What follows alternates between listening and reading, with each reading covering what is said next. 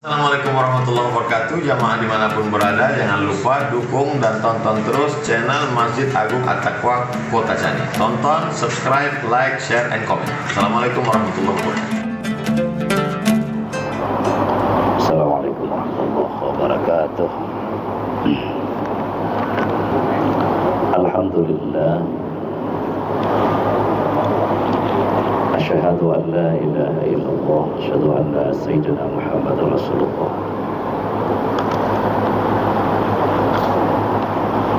Allahumma salli ala sayyidina Muhammad wa ala alihi wa sahbihi ajma'in, amma ba'du.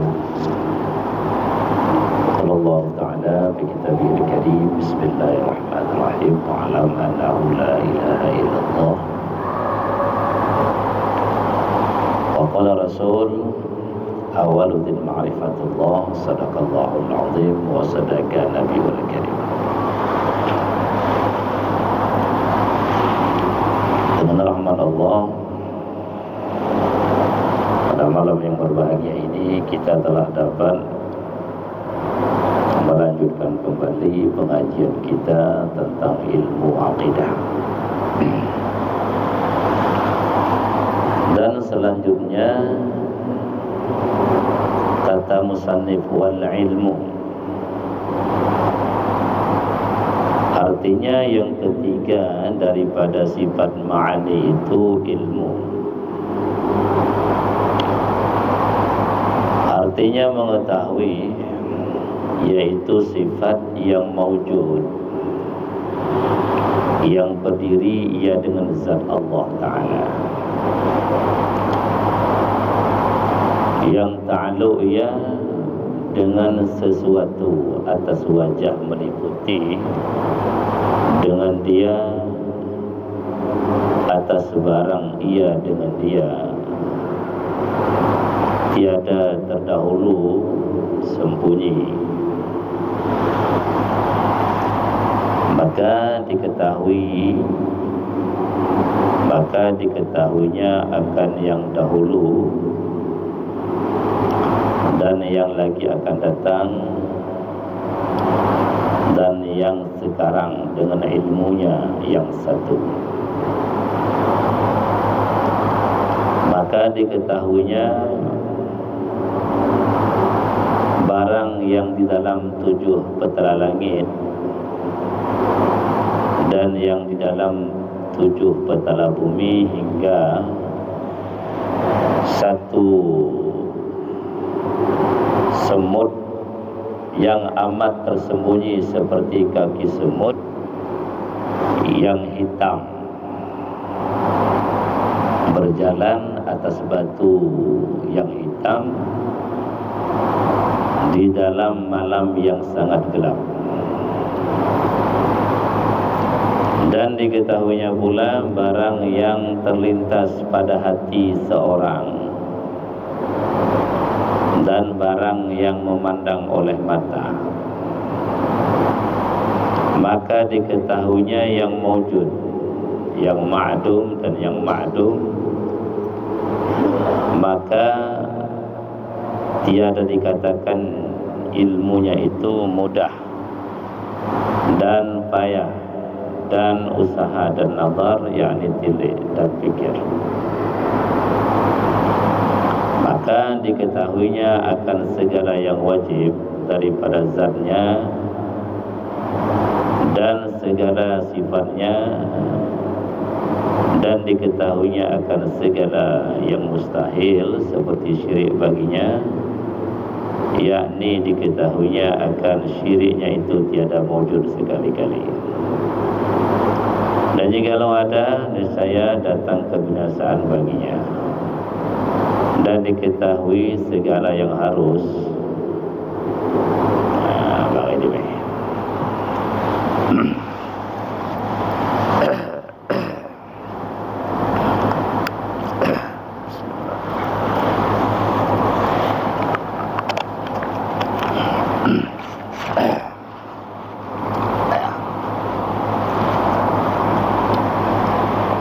Dan yang ketiga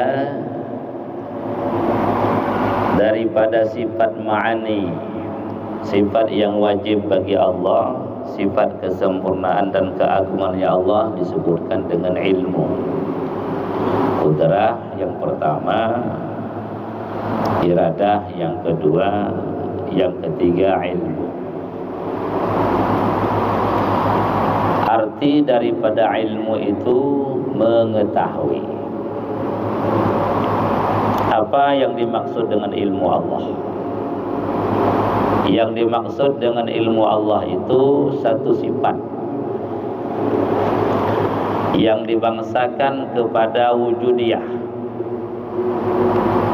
Makna yang dibangsakan kepada wujudiyah, kalau seandainya Allah bukakan hijab kepada kita, kita akan bisa melihat ilmunya Allah. Itulah yang disebutkan dengan sifat wujudiyah. Dan bukan semua sifat Allah dibangsakan wujudiyah. Ada haliyah dan ada adamiyah dan ada wujudiyah. Maka sifat yang dibangsakan kepada wujudiyah hanya 7, qudrah, iradah sampai habis sifat ma'ani lah. Jadi sifat ma'ani yang 7 itu disebutkan dengan sifat wujudiyah. Apa makna wujudiyah? Kalau dibuka hijab, kalau Allah buka tabir, kalau Allah buka penghalang, kita akan bisa melihat kudrahnya Allah, iradahnya Allah, dan ilmunya Allah. Maka disebutkan sifat ini disebutkan dengan sifat wujudiyah. Maka sifat yang bisa dilihat, kalau sifat 20 hanya 7, enggak lebih. Adapun sifat ma'nawiyah, kehadirannya Allah, muridannya Allah sampai habis, itu haliyah. Dia bukan wujudiyah, haliyah. Maknanya dia tidak bisa dilihat karena derajatnya antara ada dan tiada. Maka ilmu ini disebutkan dengan sifat wujudiyah, maujudah, wujudiyah. Ini ada perbedaan ya. Ada perbedaan, ada sifat hak Allah itu disebutkan dengan sifat haliyah, ada sifat wujudiyah. Makna wujudiyah, kalau dibuka hijab nampak. Bahkan kita nanti kalau ahli surga akan nampak sifat ilmu Allah, zatnya juga nampak, sifat ilmunya yang sangat agung, yang sempurna juga nampak ya. Yang selanjutnya, ilmu itu berdiri pada zat Allah. Apa makna berdiri? Makna berdiri, zat Allah itu bersifat dengan ilmu itu. Jangan diartikan berdiri di sini seperti manis berdiri pada gula. Oh, enggak begitu. Ini kalau kita tamsilkan, kalau kita jelaskan makna berdiri di sini, jangan seperti kita pahami berdiri sesuatu yang baharu dengan baharu. Manis sifat baharu, berdiri, lengket, nempel pada gula. Asin sifat itu rasa, nempel, berdiri di garam. Kata berdiri ini jangan begitu kita pahami pada ilmu Allah, berdiri pada zat Allah. Berdiri ini dalam arti sifatnya Allah itu, zat Allah itu bersifat dengan ilmu, bukan berdiri seperti barang baharu menempel pada barang yang baharu. Nah, ini makna berdiri. Yang mana ilmu Allah yang berdiri pada zat Allah itu ta'alluq akan sesuatu sebagai meliputi. Artinya Allah mengetahui dengan sifat ilmunya sesuatu itu meliputi. Arti meliputi, tidak ada yang tidak Allah ketahui, dan sesuatu itu yang Allah ketahui sesuai dengan kejadiannya dan rinci. Ini ilmu Allah, meliputi. Jadi meliputi itu ilmunya Allah, artinya Allah mengetahui sesuatu secara meliputi. Maka kalau bahasa meliputi, jangan bayangkan zatnya Allah nggak meliputi sama kita. Yang kita ini diliputi oleh ilmu Allah. Artinya kita diketahui oleh Allah Ta'ala, keadaan kita, kelakuan kita, jasad kita zahir dan batin secara rinci. Tidak ada sesuatu yang tidak diketahui oleh Allah. Itu makna ilmunya meliputi akan kita. Nah, jadi jangan pemahaman meliputi seperti pemahaman di luar ahli sunnah wal jamaah itu. Artinya zat Allah meliputi itu namanya ittihad dan hulul, nggak boleh. Allah, zat Allah itu tidak bersatu dengan kita dan tidak bertempat dengan kita. Ini pemahaman kita, paham kan? Jadi zat Allah itu tidak nyatu dengan kita seperti manis dengan air, gula. Setaat kita aduk dengan air, di mana gula? Manis di mana udah? Nyatu. Nah, kita dengan Allah nggak nyatu. Dan juga Allah dengan kita tidak bertempat Allah di kita. Itu namanya dalam bahasa singkat Allah tidak ulul dan tidak ittihad. Allah, zat Allah tidak bertempat di kita dan tidak bersatu di kita. Maka kalau bahasa meliputi, tahu Allah, ilmu Allah itu meliputi kita. Arti meliputi kita, apapun pada diri kita Allah tahu. Jadi yang meliputi itu adalah tahu Allah, ilmu Allah meliputi kita. Dimanapun kamu berada, ilmu Allah bersama kamu. Artinya tahu Allah itu tetap ada pada kita. Tidak bisa kita menghindar, tidak bisa kita tutupi ilmu Allah dari keadaan kita. Ini pemahaman kita. Dan selanjutnya Allah mengetahui yang tidak terdahulu sembunyi. Allah mengetahui akan sesuatu tidak awalnya tidak tahu. Beda dengan kita. Kalau ilmu kita baru, ini ilmu hawadis. Ilmu manusia awalnya tersembunyi sesuatu itu, nggak paham kita pertama. Baru paham, itu ilmu kita. Allah nggak begitu. Ilmu Allah, Allah tahu akan sesuatu itu bukan diawali dengan tersembunyi, bukan diawali dengan tidak tahu. Itu enggak. Ini kalau ilmu kadim, ilmu Allah beda dengan ilmu kita baru. Dan ilmu kita kayak malu toh be, malu tandai be, malu roh be, baru pandai. Ini beda. Jadi harus dibedakan ilmu Allah dengan kita. Jadi ilmu Allah itu tidak diawali dengan tersembunyi ataupun tidak tahu.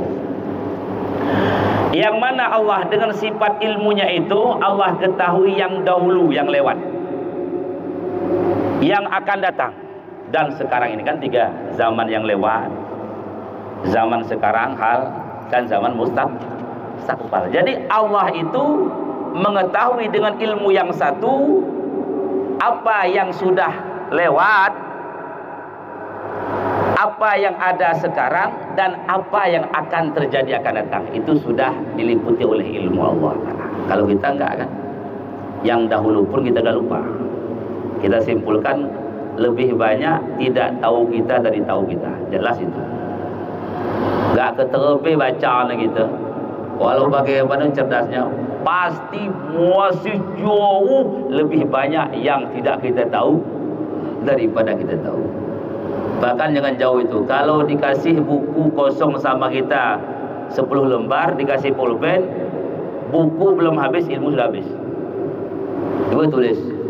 Ini dikasih buku. Ini saking sedikitnya ilmu kita ini. Dikasih 1 pulpen, 1 buku yang kosong. Coba Tengku, Ustaz, curahkan ilmu Ustaz dalam buku ini. Barangkali pulpennya belum habis, dawatnya, bukunya belum habis, ilmu sudah nggak tahu lagi kita. Jadi ilmu Allah nggak begitu. Jadi meliputi ini. Ya. Dengan ilmunya Allah yang satu itu, Allah mengetahui dalam 7 petala langit. Artinya Allah tahu ma fis sama, mulai langit pertama siapa-siapa, rinci Allah tahu itu. Kedua sampai aras. Karena dalam kajian kita bahwasanya aras itulah makhluk yang tertinggi daripada makhluk. Kita ini di bawah aras. Semua makhluk di bawah aras. Maka ilmu Allah yang satu itu mengetahui tembus 7 petala langit. Dan juga Allah ketahui 7 petala bumi, mulai lapis pertama sampai lapis ke-7. 1 lapis itu ada keterangan, 1 lapis bumi itu ada keterangan perjalanan 500 tahun perjalanan. 1 lapis. Ini kita kan di kulit bumi cuman ini. Kita berada di mana nih? Kulit-kulit yang pertama ini. Ini masih ke bawah ini. 500 tahun perjalanan itu 1 lapis. 7 lapis lagi. Allah tahu dengan ilmu yang satunya itu, yang sangat sempurna itu, sesuatu yang dikandung oleh lapis pertama, lapis kedua. Saking apanya? Saking meliputinya akan ilmu Allah akan sesuatu yang ada ini. Bahkan hingga Allah tahu yang amat tersembunyi. Allah tahu dengan ilmunya. Hingga dicontohkan di sini seperti kaki semut yang warna hitam berjalan di atas batu hitam di dalam malam yang sangat kelam. Allah ketahui. Saking apanya? Saking sempurnanya ilmu Allah. Semut yang kecil, kakinya yang kecil warna hitam di atas batu hitam di gelap gulita yang sangat hitam, gak akan terhalangi dengan ilmunya Allah. Nah, ini ilmu Allah. Gak ada sesuatu yang lolos, yang tersembunyi, yang tertutup dari ilmu Allah, meliputi semuanya. Dan Allah ketahui dengan ilmunya yang satu itu apa? Barang yang terlintas pada hati seseorang. Nah, ini siapa kita, apa yang khawatir goresan hati kita itu, sifat-sifat hati kita, nggak ada yang tidak diketahui oleh Allah. Kais kita cokok ke hati, belum kita ungkap bilisan, belum, masih tergores, masih sifat terlintas dalam kalbu, sudah Allah ketahui dengan ilmu yang tadi itu. Nah, berarti malaikat KIP yang tersembunyi daripada ilmu Allah, hingga barang yang dalam hati samping kita nggak tahu, bahkan ada keterangan malaikat pun nggak tahu itu. Maaf ya qalbi, nggak tahu malaikat. Tapi ilmu Allah sampai tembus ke sana. Nah, ini dengan ilmu Allah. Dan juga Allah ketahui dengan ilmunya barang yang memandang oleh mata. Mata kita melihat apa yang kita lihat itu 24 jam. Dari bangun tidur hingga itu tahu Allah semuanya. Saking apanya? Saking meliputi ilmu Allah itu hingga tidak ada pandangan mata yang tidak tahu Allah. Yang kita lihat yang maksiat Allah tahu, yang sia-sia, yang semuanya hampa Allah, tahu Allah dengan ilmunya Allah. Nah, maka tidak ada sesuatu yang dapat kita sembunyikan dari ilmu Allah, meliputi mana. Nah, ini saking sempurnanya ilmunya Allah Subhanahu wa ta'ala. Dan ilmu Allah ini tidak disebutkan mudah dan tidak disebutkan payah, tidak bersifat Allah mudah, enggak kata mudah, enggak kata pikir. Allah mengetahui sesuatu dengan ilmunya. Jangan pernah kita katakan Allah berpikir. Oh enggak, itu untuk kita. Karena ilmu kita ada yang mudah tanpa pikir dapat, ada yang ilmu kita setelah berjam dapat. Kalau untuk Allah enggak ada itu, karena enggak ada berusaha. Nah, jadi tidak ada istilah ini. Kalau ilmu kita ada dua, ada ilmu daruri namanya mudah. Yang kedua ada ilmu nazari yang dapatnya harus berpikir. Tapi untuk Allah nggak ada itu, nggak ada disifatkan ilmu Allah daruriyah dan nazariyah, yang hanya kepada manusia itu boleh. Ilmu sesuatu yang sampai ke hati kita proses dua, ada cara mudah tanpa berpikir. Itu apa? Ilmu yang didapatkan dengan panca indera yang 5, dilihat paham, didengar langsung paham. Jadi panca indera yang 5 itu mendapatkan ilmu dengan tanpa berpikir. Itu daruri namanya. Ada ilmu yang kita dapatkan setelah berpikir, setelah kita renungkan dapat. Itu namanya ilmu nadari, ilmu iktisabi yang kita usahakan. Yang dua-duanya itu tidak boleh kita sematkan, tidak boleh kita sandarkan kepada ilmu Allah. Jadi ilmu Allah tidak bahasa ilmu mudah dan tidak ilmu payah. Dua-dua itu tidak ada pada Allah. Itu pembahagian ilmu kita, ilmu yang baru. Dan dengan ilmu Allah itu mengetahui apa yang ada dan apa yang tidak ada. Yang ada semuanya Allah ketahui, dan yang tidak ada pun Allah ketahui. Meliput itu. nggak lolos daripada apa yang mewujud dari kecil sampai besar. Apa yang tidak ada juga diketahui oleh Allah dengan ilmunya Allah Subhanahu wa taala. Dan dengan ilmu Allah itu dia kenal, dia ketahui zatnya. Ini ta'alluq ilmu bil wajib namanya dalam tauhid. Jadi ilmu Allah itu ta'alluq 3. Pertama bil wajib, artinya Allah itu mengetahui zatnya, mengetahui sifatnya. Itu namanya maklum Allah. Ilmu Allah ta'alluq dengan perkara wajibil wujud. Si mentoh keadaan Tuhan enggak, maka yang mengenal zat Allah, yang mengenal sifat Allah sebenar-benar ilmu pengenalan hakikat pengenalan hanya dianya Allah Subhanahu wa taala dengan ilmunya Allah. Yang kedua, Allah kenal, Allah ketahui akan segala yang mustahil. Apa itu? Sesuatu yang tidak layak bagi Allah. Contoh, sekutu. Allah tahu Allah itu tidak ada yang menyamai dia. Tidak ada syarik bagi Allah. Tidak ada sekutu bagi. Tahu Allah tidak akan ada sekutu bagi Allah. Artinya tidak akan ada Tuhan yang hak selain dia. Itu tahu Allah. Namanya ta'alluq ilmu bil mustahil. Mustahil apa enggak? Ada Tuhan selain Allah mustahil. Allah tahu tidak akan ada itu. Dan Allah tahu kalau seandainya ada Tuhan selain Allah, la fasadata, akan binasa, akan hancur ketuhanannya. Tahu apa? Paham kan? Jadi tidak ada Tuhan selain.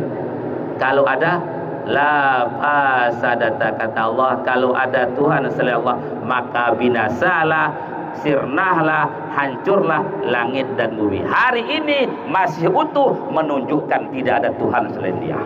Kalau ada, sudah tidak ada lagi kita ini. Nah, jadi keagungan Allah itu ada pada keesaannya, bukan pada sekutunya itu. Tarik. Dan yang selanjutnya, Allah ketahui segala yang harus. Jadi ta'alluq ilmu 3. Arti yang harus, segala ciptaannya, segala yang mungkin, wujud yang mungkin. Maka Allah mengetahui sesuatu yang mungkin, baik mungkin yang sudah ada diciptakan oleh Allah atau akan diciptakan oleh Allah, atau barang yang tidak diciptakan oleh Allah, itu diketahui oleh Allah dengan ilmunya. Disebutkan dengan ta'alluq ilmu bil jaizat. Maka ilmu itu ta'alluq bil wajib, bil mustahil, bil jaiz, diketahui semua Allah, semua oleh Allah dengan ilmu yang seperti makna tadi. Ya, inilah dulu penyampaian kita tentang ilmu Allah. Ini bukan hakikat ilmu. Ini hanya kita bedakan ilmu kita dengan ilmu Allah. Karena yang disebutkan dalam kitab ini menjelaskan sifat Allah termasuk ilmu, itu bukan menjelaskan di atas sebenar-benarnya, enggak. Karena tidak ada tahu hakikat ilmu Allah melainkan Dianya Allah Ta'ala.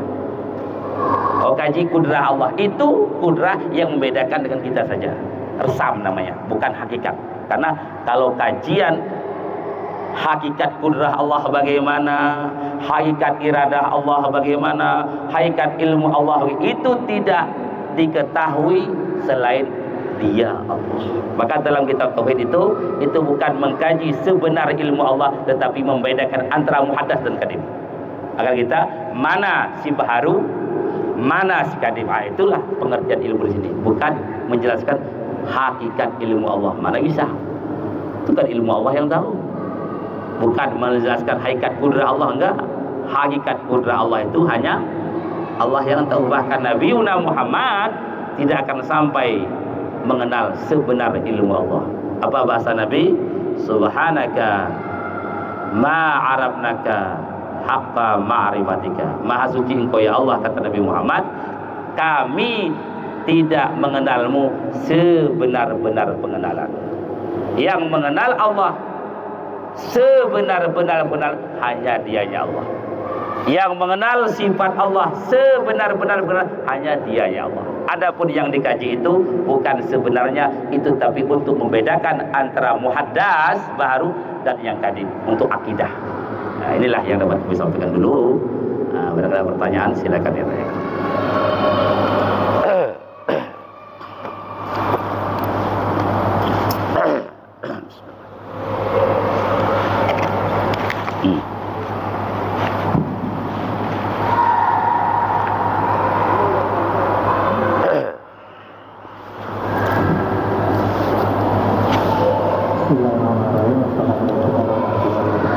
Waalaikumsalam.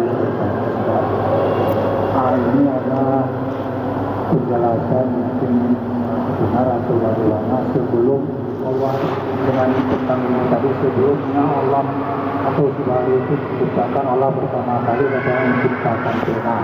Ada juga keterangan ada yang pertama kali diciptakan Allah itu adalah Nur Muhammad. Nah, jadi kedua-dua ini mana yang paling afdol? Nah, satu lagi pertanyaan Ustaz, apa tujuan Allah? Kalau tadi sudah kita membahas bahwa ilmu Allah itu meliputi segala-galanya, tidak ada kekurangan, tidak ada luput daripada ilmu Allah. Jadi Allah menciptakan zaman Katibin itu apa tujuan Allah sebenarnya bagi kita? Terima kasih Ustaz. Nah, itu saja pertanyaan. Mohon penjelasan.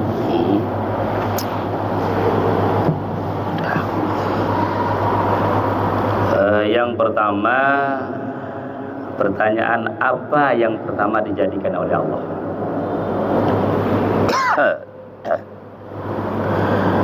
Ini ada perbedaan, perselisihan. Kalau di dayah-dayah, di pesantren, kitab yang dibaca, makhluk Allah, ciptaan Allah yang pertama itu nur Nabi Muhammad ataupun ruh Nabi Muhammad. Ini kan ada khilafiyah. Tapi kalau di pesantren yang muktabaranya itu, kalaupun ada hadis awal yang diciptakan oleh Allah qalam pena, itu maksudnya nur Muhammad. Kenapa? Karena dari nur itulah muncul yang lain. Maka nur itu kalam juga diartikan. Sebagaimana pena itu akan mengeluarkan semua tulisan-tulisan. Paham tuh? Ini pendapat di pesantren gitu dia. Kalaupun ada hadis kalam, itulah nur Muhammad. Disebutkan kalam karena dari nur Muhammad itu Allah ciptakan yang lain. Sebagaimana pena, dari ujung pena itu keluar semua tulisan-tulisan. Nah, kalau kita di pesantren ulama kita tetap nur Muhammad, ruh Nabi Muhammad. Yang selanjutnya, kalau Allah ketahui apa yang kita kerjakan, untuk apa rakit atib yang pencatat? Harus kita sebutkan, kalau akidah ini harus kita hilangkan. Allah tidak pernah perlu kepada malaikat. Cuma Allah ciptakan karena itu sudah dalam ketetapan Allah. Dalam iradah Allah harus ada malaikat. Bukan arti malaikat diwajibkan oleh Allah, enggak. Apa yang dijadikan oleh Allah hari ini tidak pernah satu hajat Allah di sana. Tidak ada satu keperluan, kepentingan ada. Kenapa dijadikan? Karena itu ketuntutan daripada iradah Allah Subhanahu wa ta'ala. Kalau kita kaji tadi, malaikat untuk tukang catat, apa Allah enggak tahu? Oh, apa enggak tahu? Tahu. Kenapa Allah jadikan? Itu tuntutan daripada iradahnya Allah, kehendak, ketentuan Allah. Maka Allah ciptakan dengan kudrahnya apa yang Allah tentukan dengan iradahnya. Bukan artinya Allah berhajat, Allah membutuhkan. Walaupun kita disuruh salat, kita diwajibkan salat, rukun lima, wajib kita syahadat, salat, puasa 5, wajib beriman 7 perkara itu. Itu bukan artinya Allah butuh, enggak. Maksudnya Allah, karena Allah sudah istighna, tidak perlu kepada yang lainnya. Walaupun Allah mewajibkan ibadah, bertauhid, beriman kepadanya, tapi imanmu nggak pernah dibutuhkan oleh Allah. Allah itu maha. Tahu kalimat maha, nggak ada yang perlu lagi. Kalian tahu kan? Bukan karena ada untuk harat, nggak ada harat itu. Beda kalau kita masak. Ini kalau kita nggak terlepas, apa yang kita lakukan pasti ada kemauan kita di situ. Karena kita masih butuh, berhajat, mau masak ada perlu, mau kenyang ini, ke WC ada perlu. Jadi semua gerak-gerik kita itu pasti ada sesuatu yang mendorong kita untuk ke sana karena ingin mengambil faedah dari sesuatu. Tapi Allah Subhanahu wa ta'ala. Nah, jadi intinya guys, dijadikan malaikat itu bukan Allah butuh, tetapi itu ketentuan Allah. Allah ciptakan karena itu ketentuan daripada iradahnya Allah Subhanahu wa ta'ala. Jadi ya, karena Allah itu jadi Tuhan bukan dipilih. Kalau nggak ada orang beriman, dia tetap Tuhan juga. Nggak ada suatu pun orang yang beriman kepada dia di dunia ini tetap Allah, tetap Allah. Jadi iman kita itu bukan untuk mengangkat Allah dari Tuhan, enggak. Bahkan ada bahasa singkatnya, kalaupun kita sujud semuanya tidak akan naik derajat Allah. Walaupun kita enggak mau sujud satu, enggak turun. Karena ketuhanan itu sudah sangat sempurna, tidak lagi disempurnakan oleh penyembahan hambanya. Itu begitu dalam pandangan kita. Jadi intinya agar jangan jadi syirik, jangan pandang malaikat itu kebutuhan bagi Allah. Enggak. Itu Allah ciptakan karena ketentuan daripada iradahnya Allah. Sekian. Ayo. Bismillah.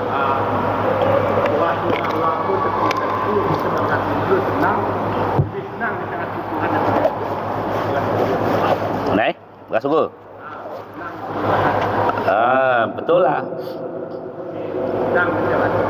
Ya, dalam surga itu nikmat. Tapi nikmat yang paling nikmat apa? Bertemu liqa Rabbi. Kan itu. Malot kesenangan di atas daripada liqa, bertemu dengan Allah, melihat zat Allah, mendengar kalam Allah, melihat sifat kudrah iradah. Itulah nikmat mata yang paling nikmat nanti di surga Allah. Bahkan ada keterangan, kalau kita sudah bertemu dengan Allah, di saat bertemu kita lupa dengan nama kita pun. Saking tuabuhnya bah. Orang ahli surga akan lupa nikmat surga saat bertemu dengan Allah. Saking apanya itu? Bidadari malah naik teringat kita deh. Jadi panah ya, panah nikmat-nikmat surga itu di saat kita mendapatkan nikmat kubra, nikmat yang terbesar, liqa, bertemu dengan Allah. Jadi mata ini insya Allah kalau beriman, selamat iman, jadi ada waktunya nanti akan melihat Allah, yang mana melihat Allah itulah kesenangan yang paling senang. Jadi ya betul itu. Kita mungkin saya mau menanyakan konsep bijak. Tadi kita mengatakan bahwa yang paham semuanya sifat ma'aninya adalah Allah sendiri hakikatnya. Nah, kalau dibukakan bijak kita bisa melihat ya bagaimana konsep bijak yang dimaksud dan apa syaratnya supaya kita bisa berbicara bijak kepada Allah. Penghalang kita daripada melihat sifat-sifat Allah sebagaimana orang-orang fana sudah melihatnya. Pertama, jangan pernah buat dosa anggota yang 7. Maka penghalang yang terbesar untuk sampai ke sana dosa kita. Yang kedua, ini hijab gelap namanya. Jadi hijab itu dua, ada zulmah, gelap, itu maksiat. Yang kedua ada hijab tapi dia terang, nur. Apa itu? Kemauan-kemauan yang bukan Allah. Contoh ibadah untuk dapat pahala, untuk dapat surga, untuk dapat bid'ah, itu penghalang juga. Walaupun dia tidak dosa, tapi itu bentuk hijab. Dan yang kedua ini di atas kehendak Allah. Walaupun kita kadang sudah dosa, nggak ada lagi mengharapkan Allah, tapi juga nggak ketemu, berarti tidak diizinkan oleh Allah. Karena ini apa? Kita yang sangat, bukan Allah. Ada dua dia. Ada murid, ada murad. Kalau kita berkemauan memang capek. Tapi kalau murad Allah memang berkemauan untuk kita temu itu. Karena doa itu. Sama wali Ashabul Kahfi yang 7.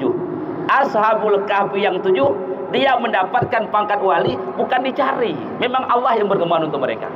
Karena ada doa. Kalau kita sangat, kalau kita berkeinginan ini capek, harus banyak jalan kita tempuh. Tapi kalau Allah berkemauan, mudah saja. Hari itu juga dia menjadi wali Allah. Hanya mempertahankan iman yang sedikit daripada raja yang zalim, maka dibukakan oleh Allah. Allah dekatkan dirinya kepada mereka itu. Hingga 300 tahun tidur tak busuk-busuk. Kalau bukan wali, udah mati dia. Bukan mati pun, udah busuk. 300 tahun, malah situ 300 tahun ni. Ini karena sudah Allah kehendaki dia untuk sampai kepada Allah. Jadi intinya usaha ada, tapi Kalau enggak dikehendaki juga enggak sepi. Yang jelas kita usaha belum maksimal. Maksiat banyak, mata masih dosa, mulut masih banyak masih itu. Ibadah pun untuk masuk ayat masih banyak, itu hijab semua, itu semua hijab itu. Jadi baru tidak ada hijab termasuk memandang wujud dirimu hijab. Itu masih lama, jauh masih. Kita makam syariat, yang penting kita terus beribadah semampu kita.